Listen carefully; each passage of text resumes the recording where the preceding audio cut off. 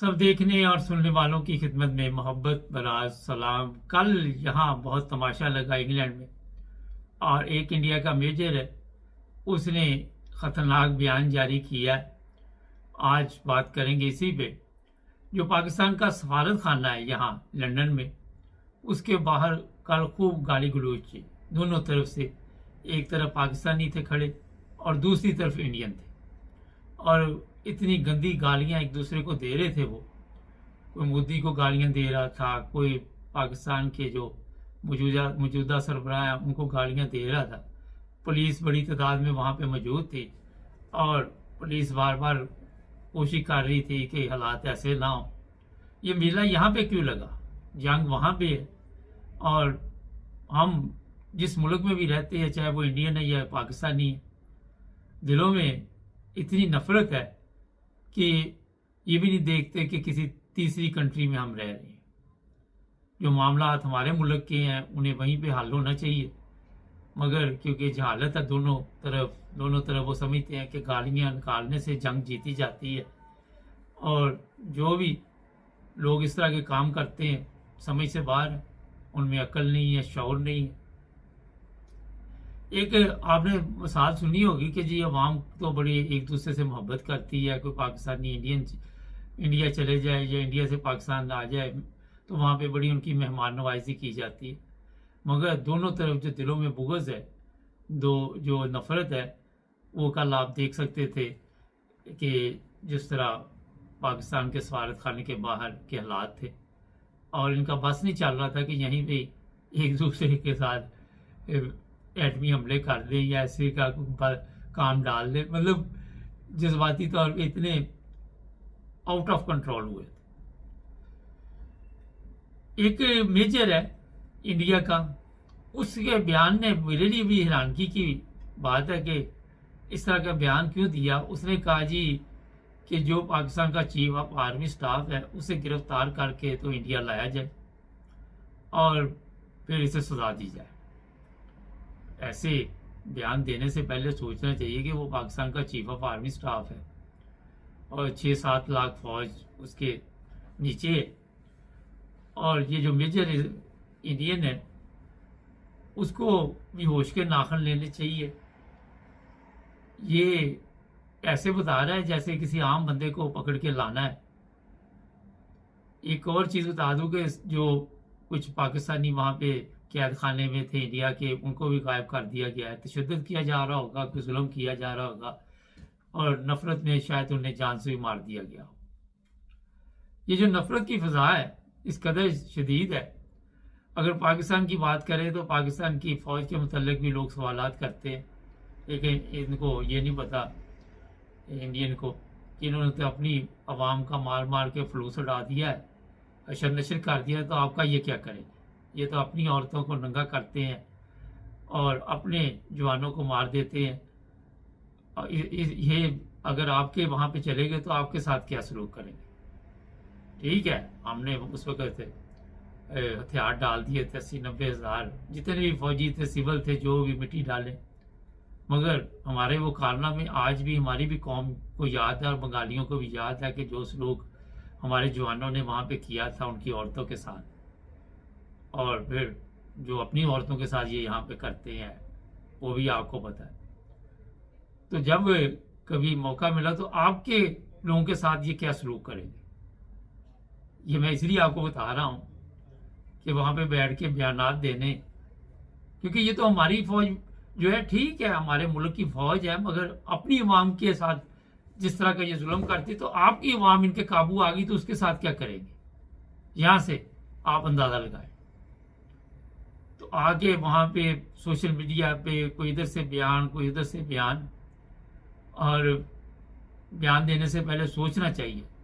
कई लोग तो ऐसे कह रहे हैं जैसे वो बस उनका बस नहीं चलता कि टीवी से निकल के वो पाकिस्तान के ऊपर कोई हमला कर दे। जब जंग होती है, जब मैदान लगता है, फिर पता चलता है कौन कितने पानी में है।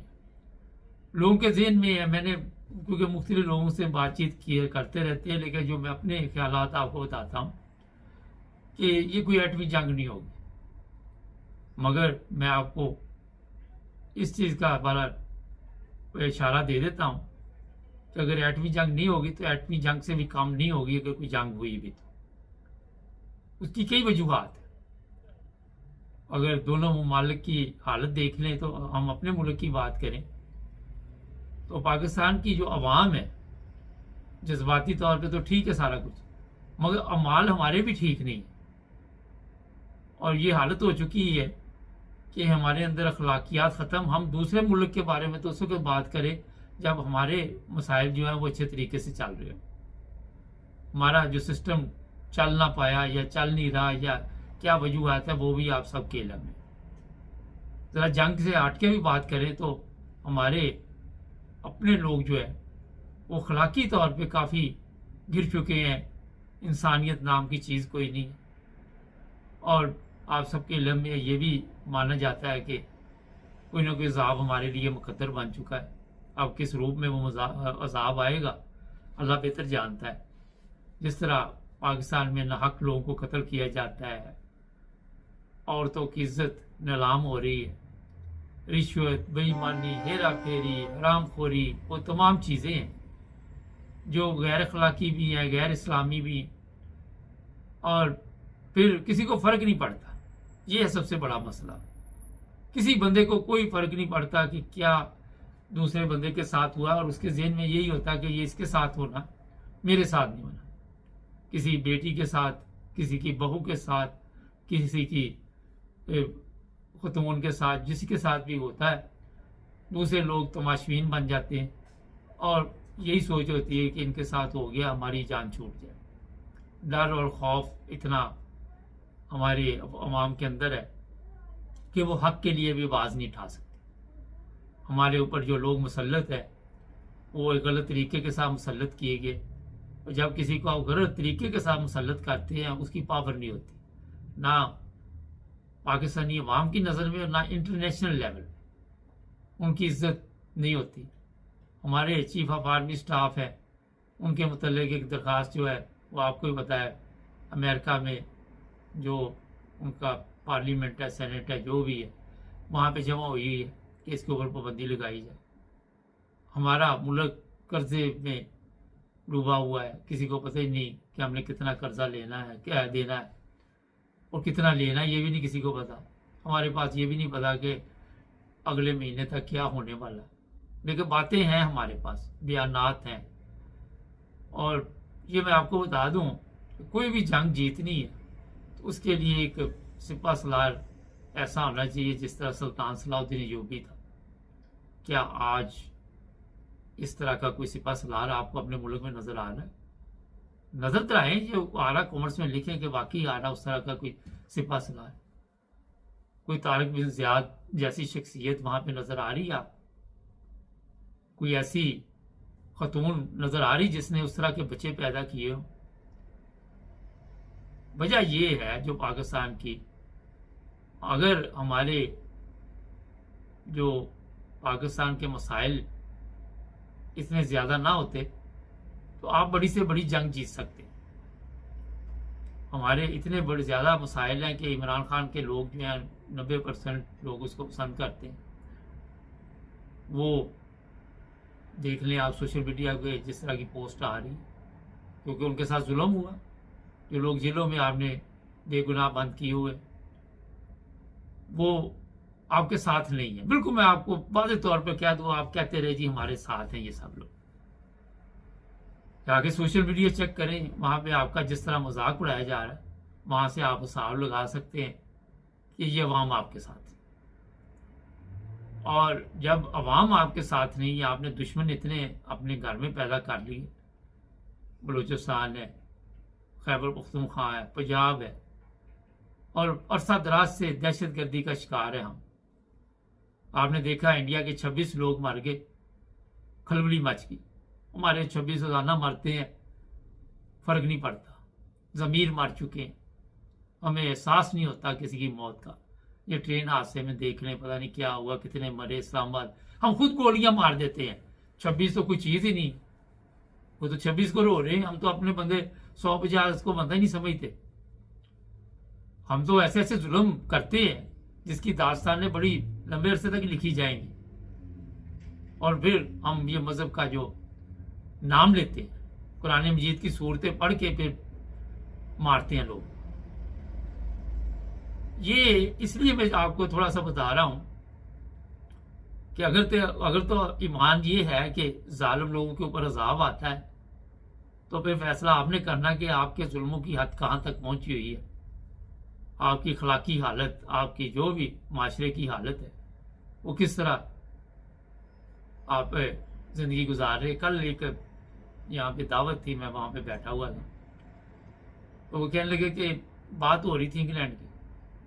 तो मैंने कहा मैं इंग्लैंड जब आया यहाँ पे तो गाड़ी पार्क की तो मुझे 60 पाउंड का जुर्माना लग गया। गलती से मैं जुम्मा पढ़ने गया, मुझे पता नहीं था, लेकिन दोबारा मैंने एहतियात शुरू कर दी। तो वो कहने लगे हाँ, अगर आप मस्जिद में दाखिल होते और मस्जिद के अंदर पार्किंग होती तो आपने कहीं भी लगा देनी थी। तो वो बहस हो रही थी कि माशरे का बड़ा फर्क पड़ता है। जैसे ही हम अपनी दुनिया में वापस जाते हैं, हम अखलाकियात, कवानीन सब भूल जाते हैं। और जहाँ भी हमें पता हो कि यहाँ पे कोई ना कोई हमें जुर्माना होना है, वहाँ पे हम इंसान बन के बिल्कुल ठीक ठाक जिंदगी गुजारते हैं। वो कहते हैं जनाब जो मसाजिद है यहाँ पे और वहाँ पे पार्किंग होती है, तो अंदर गेट, जैसे गेट से गाड़ी अंदर दाखिल होती है, उसके बाद जहाँ मर्जी आपने लगा दी, सीधी लगाई, उल्टी लगाई, टायर बाहर अंदर, ये वो। यहाँ जर्मनी लीडर एक दफ़ा मैंने गाड़ी, वो टायर थोड़ा सा बाहर था, तो 30 पाउंड का टीका लग गया। बताने का मकसद ये है कि माशरा बर्बाद हो चुका, हमारा सिस्टम बर्बाद, तबाह हो चुका। और उसके बाद हमें उम्मीद भी ये है कि यही लोग ठीक होंगे। कैसे ठीक होंगे ये किसी को ही पता नहीं। अब लोग कहते जी ये एटमी जंग नहीं होगी, ये नहीं होगा, वो नहीं होगा। ये मैं आपको बता देता हूं कि जब आपके पास कोई हरबा नहीं होता, अगर तो पाकिस्तान के एटमी असासे पाकिस्तान के हाथ में हुए तो फिर कुछ ना कुछ होगा। अगर इनके हाथ में ना हुआ, जिस तरह सब कुछ दे दिया हुआ है, और उम्मीद है कि ये अभी इनके पास होगा, और ये भी हो सकता है कि ना हो, इसी वजह से इंडिया आंखें दिखा रहा है। जब किसी की कमजोरी का पता चलता है ना, तो फिर ज़ाहिर है वो हालात और होते हैं, बयानात और होते हैं। तो ये जो दोनों ममालिक आमने सामने आज नहीं, साल 6 माह 10 साल 5 साल बाद एक दफ़ा यहाँ पे कुछ ना कुछ ऐसा होना है कि वहाँ फिर एक नई दुनियावाद होगी, नए दिमाग के लोग आएंगे। मगर ये जो आप कह रहे हैं मखलूक पाकिस्तान की है, इंडिया की हम बात नहीं करेंगे क्योंकि हमारे अपने मसाइल बहुत है। ये ठीक होने वाली नहीं, ये बिल्कुल तबाह और बर्बाद हो चुकी। मैं आपको बता दूं, आप किसी शहर में चले जाएं, आप किसी मस्जिद में चले जाएं, आप किसी दरबार पे चले जाएं, ये शिरक में ऐसी मुब्तला हो चुकी है कौम कि इस शिरक के चक्कर में इन्होंने पूरे सिस्टम को तबाह कर दिया, पूरे माशरे को तबाह कर दिया। और आप वहां पे देख लें, अमन और सुकून नाम की कोई चीज नहीं, लोग बेसुकूनी की जिंदगी गुजार रहे हैं। और जंग हो जाए, जो हमारे लोग हैं वो कहते हैं हमारा तो ये मुल्क पहले भी नहीं है, ये तो मिलिट्री का मुल्क है, सबसे ज्यादा नुकसान उनको होना है, वो हिफाजत करें। ये सोशल मीडिया पे लिखा हुआ, ये तो सबसे ज्यादा कारोबार उनका है, उनके बिजनेस को नुकसान हो रहा है मिलिट्री के। यहाँ से आप देख लें कि कौम कितने आपकी वफादार है। 65 की जंग में कौम इकट्ठी थी, 71 की जंग में आपने जो किया उसके रिजल्ट निकले, मगर कोई जंग अभी तक हमने जीती नहीं है, ये मैं बता दूंगा। और हमारे पास एटम के सिवा है भी कुछ नहीं है। ये जो मजाइल शजाइल हमारे पास है, तो कल मैं चेक कर रहा था कि उसके पास ज्यादा ताकत है। और जो हमारा पिछला कोई 10-15 साल से फौज का सिस्टम रहा है, जिस काम में वो पड़ी हुई है, जिस तरह वो जाती उमरा की हिफाजत पे लगी हुई है, मरियम की हिफाजत करनी बड़ी ज़रूरी है, और जिस तरह वो जनरल या जनरल रानी का दौर। और ये भी आपको बता दूं कि इंडिया को ये भी पता चल चुका है कि वही गेम चल रही है यहाँ पे, जो जनरल या था और जनरल रानी था, वो वाला सिस्टम चला हुआ है। इस मौके से भी हम फायदा उठाएं, और उसने उठाना है, ये भी मैं बता दूं। ये ना समझे कि नहीं उठाना, उसको पता चल जाता है। आपका जब भी कोई कमजोर बंदा चीफ बन जाता है या गवर्नमेंट कमज़ोर होती है तो दूसरों को पता चल जाता है, या आके सागदार या दूसरे तीसरे जो बयान देते हैं, इनमें कोई वैल्यू नहीं इनकी, कहते रहे जो मर्जी कहते रहे। सबको पता है कि इंडिया हमारे से ज़्यादा ताकत है, उसके पास 4.5 अरब पड़ा, हमारे पास कुछ भी नहीं पड़ा हुआ, हम कर्जे पे चल रहे हैं। हमारी मदद किसी ने नहीं करनी। किसने करनी मदद? चाइना की तरफ आप आज सिर्फ देख रहे हैं ना, चाइना कितनी मदद करेगा। और जो भी जंग होती है वो अपने सर पे जीती जाती है। ये यूक्रेन जंग देख लें, ये दूसरे ममालिक के सर पे लड़ी, उसके बाद आज देख रहे वो कैसे जलीलो ख्वार हो रहे। अगर आपके पास अपनी ताकत नहीं है तो फिर आप कैसे जंग जीत सकते? सारा दिन गालियाँ और मजाक, ये चीज़ें जो देखते हैं, इससे जंगें नहीं जीती जाती, मगर एक तबाही की तरफ जा रहे हैं दोनों ममालिक। अब किसकी कितनी तबाही लथनी है, ये आपको ज़्यादा देर इंतज़ार नहीं करना पड़ेगा। ये जो ममालिक यूरोपियन है, ये भी दूसरी जंग अज़ीम के बाद ठीक बने, यहाँ पे भी सिस्टम बने। अगर आप कहते हैं कि इसी को हम ठीक कर लें तो ये नहीं हो सकता। जो पाकिस्तान, इसके क्या रिजल्ट निकलने हैं वो मैंने आपको इशारतन बता दी हैं। और कई ऐसी चीज़ें हैं, कई शहर तबाह और बर्बाद हो जाएंगे, बहुत बड़ी तबाही आएगी, उसके बाद जाके ये ममालिक ठीक होंगे, उससे पहले नहीं होंगे। अभी देखते हैं जो चीफ ऑफ आर्मी स्टाफ के गिरफ्तारी के मतलब बयान आया है, कब तक गिरफ्तार होते हैं और हमारी इमाम कितनी मुखलस है हमारी आर्मी के साथ। ये पहली जंग होगी जिसमें इमाम और मिलिट्री इकट्ठी नहीं होगी। बयान देते नहीं आप, दिलों में नहीं आप, जय मैं आपको कहती यहाँ भी आप मुनाफकत करेंगे। और जब भी वार होगा गद्दारी का अंदर से होगा, और वो वार जो अब वो लेट डूबेगा। जिन लोगों के जेहन में है कि पाकिस्तान क़यामत तक रहेगा, क़यामत तक मरने के लिए रहा था, इस्लाम के नाम पे बना था, फिर बांग्लादेश की उलहदा हो गया उस वक़्त पे अपना, उस वक़्त भी तो यही चीज़ें थी ना। और आज बांग्लादेश कहाँ पे पहुँच गया, आप अपनी हालत देख लें कहाँ पे आप। मजहबी नफरत में हमें इतने आगे निकल, ये क्या आप समझते हैं ये आइन, ये मौलवी, ये उलमा ये ठीक करेंगे मुल्क? ये लोगों को जो कत्ल करवाते हैं, जो मजहबी नफरत के लिए सबसे आगे आगे करें दवाएँ। आप जाएँ पीरों फकीरों के पास जाएँ, जाके देखता हूँ मैं।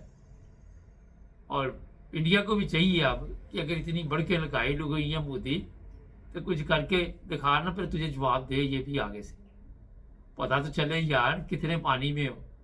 आया तो बड़ी तेजी के साथ था वहां से जहाज लेके, जैसे जाते ही एटम गिरा देना आपने। और दम होना चाहिए। आपकी तो अपनी मत बची हुई है, वो अपने मुल्क में जहाज गिर रहे हैं, अपने पे लोगों को भी सारा कुछ कर रहे हैं। तो बढ़ के चढ़ के जो होती है वो काम नहीं आती। जंग लड़ने के लिए जिगरा होना चाहिए। आप पाकिस्तानियों का आप ये कह सकते हो, कहते पहले मरे थे अखी हो चला और मर जाएंगे, क्या होगा? पहले भी तो मरे हुए हैं, कौन सा जिंदा कौन? इनको क्या मारना? आप चैनल को सब्सक्राइब करें, जुड़े रहे हमारे।